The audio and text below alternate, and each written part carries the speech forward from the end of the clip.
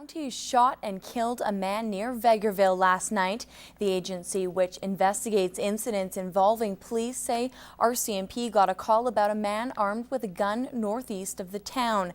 The RCMP emergency response team was called in to assist, but before the team arrived, a uniformed officer shot and killed a 43-year-old male.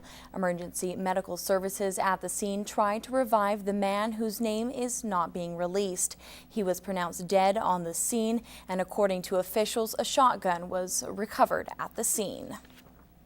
Those driving in and around Derwent will need to watch out for detours on Highway 45 just west of the hamlet. Those detours go into effect at 7 tomorrow morning and is expected to last until 5 p.m. Crews will be on site recovering a large vessel that fell off a truck. Motorists should use caution in the area and obey signs and flag people. Work is underway at the North Battleford Union Hospital after the air conditioning system broke down on Monday. A release on the Prairie North Health Region website says staff is doing everything they can to make patients feel as comfortable as possible. And to help keep the temperature down inside the building, they're asking visitors to not come to the BUH. Repair work should be complete by Monday at the earliest. There are some troubling numbers coming out of a long-term study into childhood obesity. It seems the diagnosis of the disease has increased dramatically over the last 25 years among First Nations children. As Nariman Issa reports, there are programs out there to get kids and parents to think healthy when it comes to sitting at the dinner table. From ripping up the lettuce to chopping tomatoes, these kids are preparing a delicious yet nutritious taco salad. So what is your favorite part about making taco salad? Probably breaking up the lettuce and cutting all the food. So how does it feel to be able to make yourself a nice healthy meal like this? It feels pretty good. Jacob and Hannah Lasitza are part of the Kids in the Kitchen program. It's run at the Lloydminster Native Friendship Center. The organizers say getting kids to eat healthy early on will help them down the road. We are hoping that kids can learn about the 4 food groups. Also, sometimes I find if kids are part of planning healthy meals, they understand more about it and feel like they have more choice. A new study from the University of Saskatchewan paints a pretty grim picture of the number of kids being diagnosed with type 2 diabetes. That form is usually preventable through healthy eating and exercise. Lead researcher Dr. Roland Dick says the number of First Nation girls diagnosed since 1980 has increased 400%. There's been huge changes in lifestyle over the last several decades, and we're seeing the consequences of that.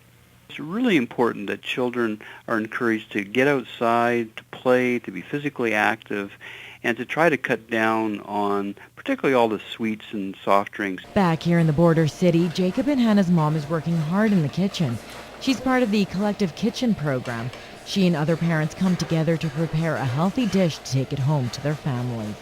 When you're eating homemade food, it's a lot more healthy than pizzas from the frozen aisle. And if you're trying to prevent childhood obesity, it's important to teach prevention than it is to try and treat it afterwards. Nariman Issa, Newcap News. Now, it was back in March we introduced you to a 13-year-old autistic boy named Patrick. Now, you may remember Patrick's mom was in the beginning stages of creating a safe place for families with children who have disabilities. And last night, the group held their first open house for the Snowflake House Foundation. With more and more kids being diagnosed with some sort of disability, the need for respite care is greater than ever.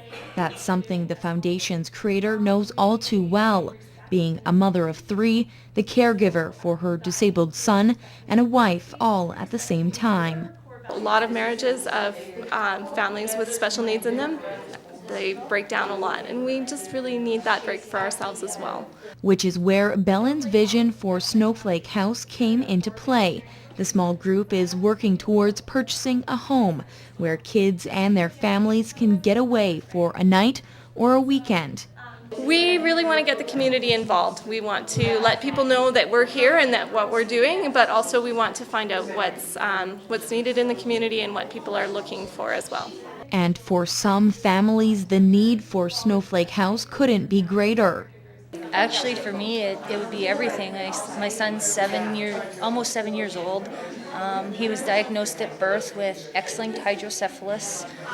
Later on, he was diagnosed with cerebral palsy and scoliosis.